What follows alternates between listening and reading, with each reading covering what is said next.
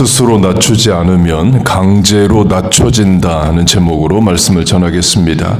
본문은 Humble yourself, 스스로 자신을 낮추라 를 말하면서 그렇게 내가 하나님 앞에 나를 낮추면 하나님이 나를 높여주신다를 말합니다. 뒤집어 말하면 내가 하나님 앞에 나를 높이면, 교만하게 되면 하나님은 나를 낮추신다가 됩니다. 그걸 다니엘서의 바벨론 왕 느부갓네살로 예를 들겠습니다. 이 느부갓네살은 열왕기하와 예레미야서를 보면 이집트 왕 바로 느고를 물리치고 북부 아프리카에서 지금의 이라크까지를 점령한 제국을 이룹니다. 그 과정에서 중간에 있는 남왕국 유다가 멸망을 해요. 다니엘로 대표되는 유대인들이 바벨론의 전쟁 포로로 끌려갑니다. 다니엘서를 보면 느부갓네살 왕이 두 번의 꿈을 꿉니다. 첫 번째 꿈을 꾸었을 때 느부갓네살이 꿈을 해석하는 전문인들에게 자기 꿈을 먼저 이야기를 해주고 해석을 하라가 아니라 내가 무슨 꿈을 꾸었는지 먼저 맞춰보고 거기에 대한 해석을 하라고 명령을 합니다. 바벨론의 박수술객 점장의 술사들이 그걸 못해요. 그런데 다니엘은 합니다. 하나님이 다니엘에게 바벨론 왕의 꿈의 내용을 알려주시고 해석도 알려주셔요. 머리는 금, 가슴과 팔은 은, 배와 다리는 동으로 내려와서 발가락은 철과 흙인 사람 모양의 우상, 신상입니다. 머리인 금은 느부갓네살 왕이고 밑으로 내려갈수록 재질이 금에서 은, 동으로 떨어지는데 바벨론 왕 이후에 느부갓네살 왕 이후의 왕을 말합니다. 곧 느부갓네살은 금으로 바벨론 제국의 최고 전성기 때의 왕이에요. 그렇게 다니엘이 꿈과 해석을 말해 줍니다. 그러자 느부갓네살 왕이 꿈에 본 신상을 우상으로 만들어냅니다. 다니엘 3장을 보면 높이가 60규빗이고 밑변이 6규빗이에요. 그러니까 10대 1의 비율입니다. 밑변이 1인데 높이가 10인 것과 같습니다. 그 6규빗을 미터법으로 하면 3m로 밑변이 3m인데 높이가 15m이에요. 그러니까 성냥 세워 놓은 것과 같습니다. 그런 불안한 구조물을 세워 놓아요. 그렇게 느부갓네살이 우상을 만드는데요. 그 장소를 두라 평지라고 말합니다. 이 평지에 에코가 있습니다. 창세기 11장에 을 보면 바벨탑을 쌓았던 땅도 평지입니다. 시날 평지라고 말을 해요. 그 두라 평지도 바벨론 땅이고 시날 평지도 바벨론 땅입니다. 시날이라는 말이 두 강 사이로 유프라테스와 티그리스 강 사이를 시날로도 부르고 또 나중에는 메소포타미아로도 부르게 됩니다. 다니엘 1장을 보면 바벨론을 시날 땅으로 부릅니다. 그 시날 평지에 바벨탑이 섰었죠. 하늘에 닿을 목적으로 탑을 쌓습니다. 하나님이 다시 홍수로 심판하신다면 하늘에 닿을 탑에 올라 홍수의 심판을 이겨보자. 곧 하나님을 대적하고 이기고자 하는 인간의 건축물을 쌓습니다. 하나님이 바벨탑을 무너뜨리십니다. 언어를 혼잡하게 하셔서 공사가 중단이 되게 하셔요. 그럼 저절로 그 탑은 무너지는 거죠. 두라 평지에 쌓은 우상도 마찬가지입니다. 우상도 하나님을 대적하는 것이죠. 느부갓네살 왕의 꿈에서는 뜨인 돌, 컷 스톤이 날아와서 그 우상을 무너뜨립니다. 꿈에서 본 우상은 실제로 만들어 놓았지만 그것도 결국 무너져요. 페르시아에 의해서 무너졌을 것으로 추정을 합니다. 근거는 느부갓네살이 꿈에 본 대로 머리를 금으로 만들어 놓습니다. 15m 높이의 크기의 사람 모양인데 머리가 금이다면 어마어마한 양의 금이 머리에 들어간 거죠. 페르시아가 바벨론을 무너뜨리면서 그 금을 놔둘 리가 없습니다. 그 우상을 무너뜨리고 금을 가져갔을 겁니다. 확대 적용하면 예수님이 강도의 구렬이라 말씀하신 예루살렘 성전도 결국에 무너집니다. 돌 위에 돌 하나도 남지 않겠다 하셔요. 돌 2개가 겹쳐 쌓여 있지 않겠다 하십니다. 실제로 그렇게 됩니다. AD 70년 로마 장군 타이터스, 나중에 황제가 되는 타이터스가 침략을 해서 예루살렘 성과 성전을 무너뜨립니다. 그때 이런 소문이 로마 군인들에게 돌아요. 성전 벽 안에, 그 돌 안에 금이 들어가 있다는 이제 소문이 돕니다. 그래서 로마 군인들이 금을 찾자고 성전의 돌들을 다 분해합니다. 돌 위에 돌 하나도 남지 않고 다 해체가 됩니다.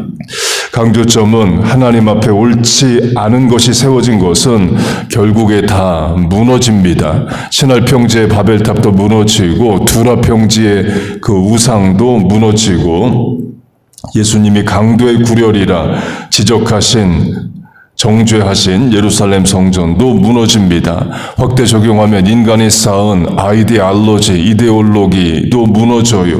공산주의 진화론, 성평등, 무신론, 인간복제 다 무너집니다. 나 자신의 교만, 어리석음, 개인의 우상도 다 무너져요. 계시록으로 하면 무너졌도다 무너졌도다가 4번 반복됩니다. 곧 말세 지말에 궁극적으로 하나님의 심판이 올 때에 사람들이 세워놓은 것들은 다 무너집니다. 그리고도 하나님이 인간의 죄를 심판하시는 과정에서 그것들이 무너집니다. 그렇게 느부갓네살이 첫 번째 꿈을 꿉니다. 그리고 두 번째 꿈을 꿔요.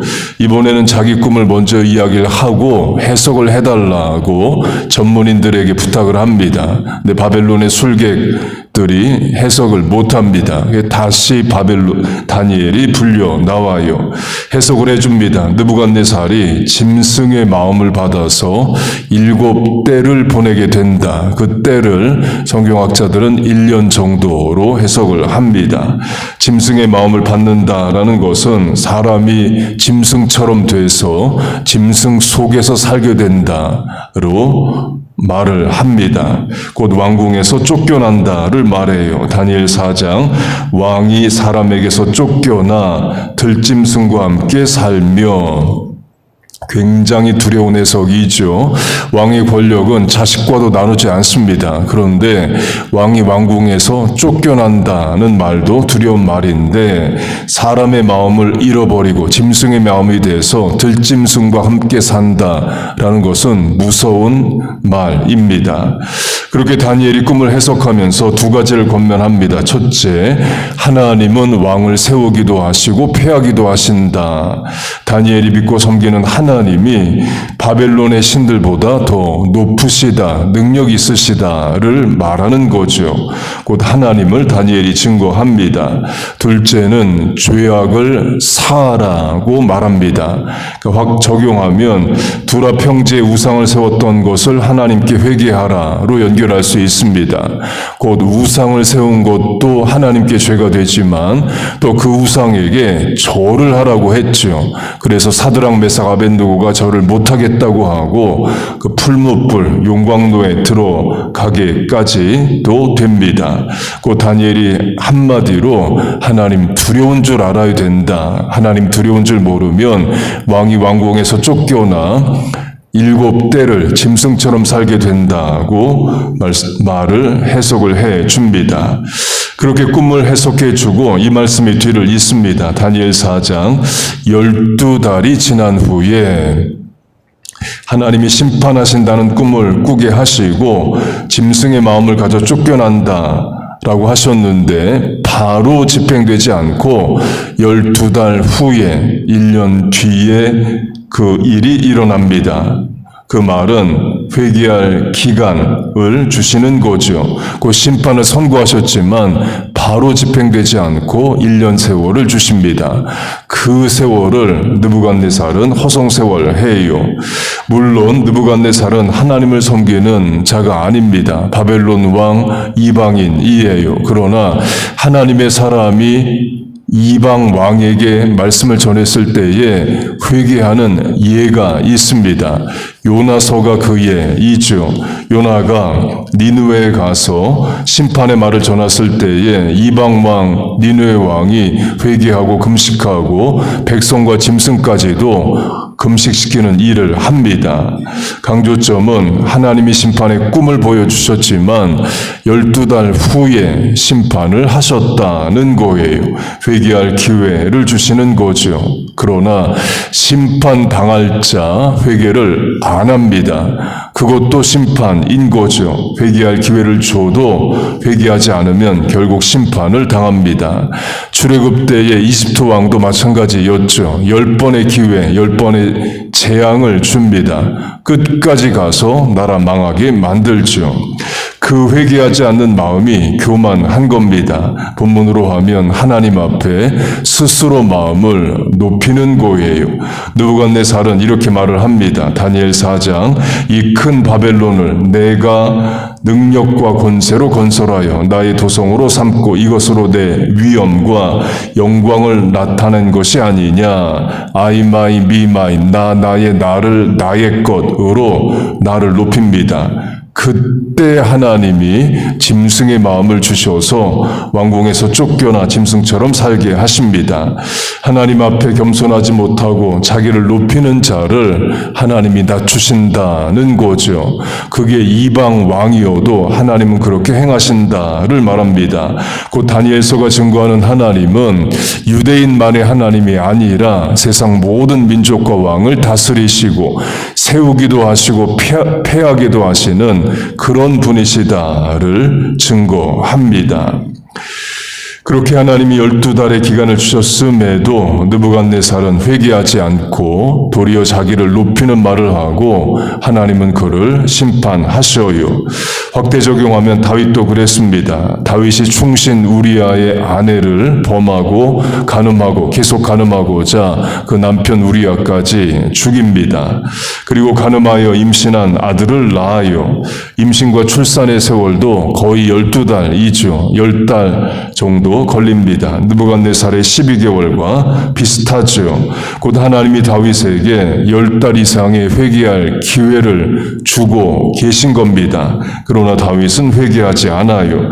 그래서 나단 선지자가 와서 다윗의 죄를 지적하고 심판의 말씀을 전하게 됩니다. 그 회개하지 않고 버티는 다윗의 마음도 교만한 거죠. 죄 짓고 계속 이대로 살아도 된다는 생각과 실천 자체가 교만한 겁니다. 하나님이 양치기 소년을 왕으로 삼아 주셨더니 그런 죄를 지어요. 다윗이 계속 양치는 자로 평생을 살았으면 감히 간음할 생각 못했을 거고 사람 죽일 생각 못했을 겁니다. 그러나 하나님이 왕 삼아 주시자 결국 그 지위와 권세를 가지고 죄 짓는 데 사용을 해요. 그런 상태가 교만한 거죠. 본문으로 하면 스스로 높아지는 것과 같습니다. 그럼 하나님이 낮추십니다. 방법은 심판이에요. 4배로 갚으라는 말대로 다윗은 1명 죽였지만 자식 4이 죽어 나갑니다. 간음하여 낳은 아들 암논, 압살롬, 아도니아 4명이 죽습니다. 그리고 압살롬의 난 쿠, COUP로 다윗이 맨발로 도망을 했다고 말해요. 신발도 못 신고 도망갑니다. 낮아지고 부끄러워지는 상황이지요. 왕궁에서 다윗은 쫓겨납니다. 느부갓네살 왕도 7대를 왕궁에서 쫓겨나 살아요. 그렇게 스스로 낮추지 않으면, 하나님 앞에 겸손하지 않으면 결국 범죄하게 되고 하나님은 그를 강제로 낮추십니다. 곧 심판하셔요. 그렇게 되지 말자는 겁니다. 그러면 어떻게 하는 것이 하나님 앞에 스스로 낮추는 거냐? 기도하는 겁니다. 기도가 겸손의 실천이에요. 바꿔 말하면 기도하지 않는 이유에는 교만이 있습니다. 곧 게으르고 피곤해서도 기도를 안 한다 할 수도 있지만 기도 안 하고도 내 인생, 사업, 가정 잘 할 수 있다. 그런 마음이 있기 때문에 기도하지 않는 겁니다. 실제로 교만해지면 기도가 안 돼요. 반대로 마음이 낮아지면, 겸손해지면 하나님 앞에 나와 기도하게 되죠. 하나님 앞에 자신을 낮추는 것이 겸손한 것이 살 길입니다. 여러분 믿습니까? 하나님은 겸손한 자에게 은혜를 주십니다. 그리고 본문은 그런 자를 하나님이 높여주신다라고 말씀합니다. 그렇게 우리는 나 자신을 낮추고 하나님은 우리를 높여주시는 그런 영적 원리와 신앙의 차원을 살아가는 거예요. 그렇게 하나님 앞에 겸손히 자신을 낮추는, 그리고 하나님은 우리를 도우시고 은혜를 부어주시는 삶을 살아가는 우리와 자녀들 다 되시기를 주의 이름으로 축복하고 축원합니다. 아멘. 우리 주여 한번 부르고 주신 말씀 붙잡고 기도하겠습니다. 주여, 하나님 아버지 감사합니다. 하나님 우리에게 낮은 마음, 겸손한 마음 늘 허락하여 주옵소서. 그래서 하나님 앞에 어리석게 범죄하지 않게 하시고 교만을 버리고 겸손히 행하게 하여 주옵소서. 그래서 은혜가 있게 하시고 하나님이 높여주시는 삶을 살게 하여 주옵소서. 늘 하나님 앞에 나와 겸손히 기도합니다. 낮은 마음으로 하나님 앞에 간구합니다. 내 인생 하나님 없으면 살지 못하여 엎드려 부복합니다. 하나님 우리를 도와주시옵소서. 하나님 이 아침에 겸손히 기도하는 간구에 응답하시고 삶의 모든 현장을 도우시고 인도하여 주옵소서. 하나님 이 시간 이 아침의 간구에 응답하여 주옵소서.